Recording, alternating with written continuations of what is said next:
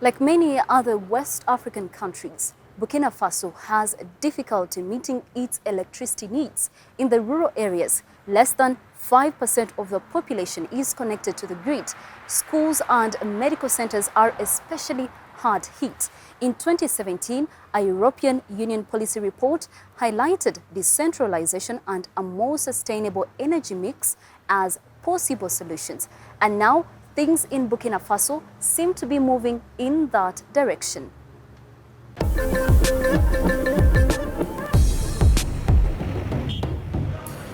The solar kit on this roof is reliable and doesn't require much maintenance. Oumar Girard says the €2,000 investment was money well spent for him and his family. He had to save up for a long time to be able to afford it. I installed the solar panels 7 years ago. Now we have lights, a television set, a fridge so we can drink cold water. It's very useful. Since we never know if or when we'll be hooked up to the grid, we turn to solar. Only 15% of the population are linked to the national electricity grid in Burkina Faso, so people buy solar kits instead. They can now be found at small local shops. And streetlights on major roads are also solar-powered nowadays. Here, in one of the poorest countries in Africa, a local business, the Faso Energy Company, has set up a plant to produce solar systems. It's the first in West Africa. The factory opened a few weeks ago. The manufacturing equipment and components for the solar systems are imported from Europe. The government waived import duties.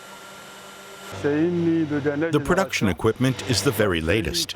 It's very complex and enables us to make high-quality products.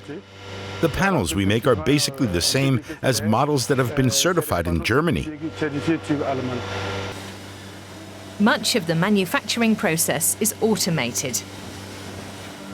But some steps are done by hand. 170 people work at the plant. Well over half of them are women. The solar cells have to be soldered to the panels manually to create the modules. The entire system has to be robust enough to withstand high temperatures. It can be 45 degrees Celsius in the shade here. This is where we test the panels. When a panel comes out of the machine, we check all the solders to see if there are any cracks anywhere. If everything's okay, we wire the strings of cells together. Finally, we attach a serial number to prevent counterfeiting. The company has stocked up on components in case supply chains are interrupted. There's a lot of competition on the market for solar panels in West Africa, especially from companies in Asia. Faso Energy aims to serve not only the domestic market, but neighbouring countries too.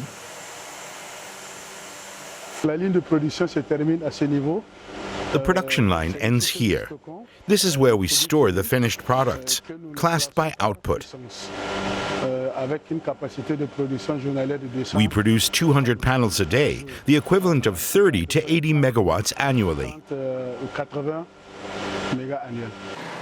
The company's main customer is the government, which aims to boost the share of renewables in the national energy mix.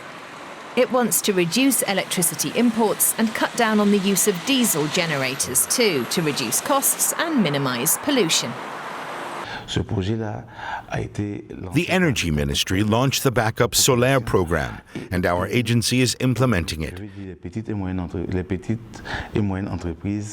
It enables citizens as well as small and medium enterprises to buy solar panels by providing them interest-free loans. Since we started the program last year, more than 4,000 companies and people have benefited from it.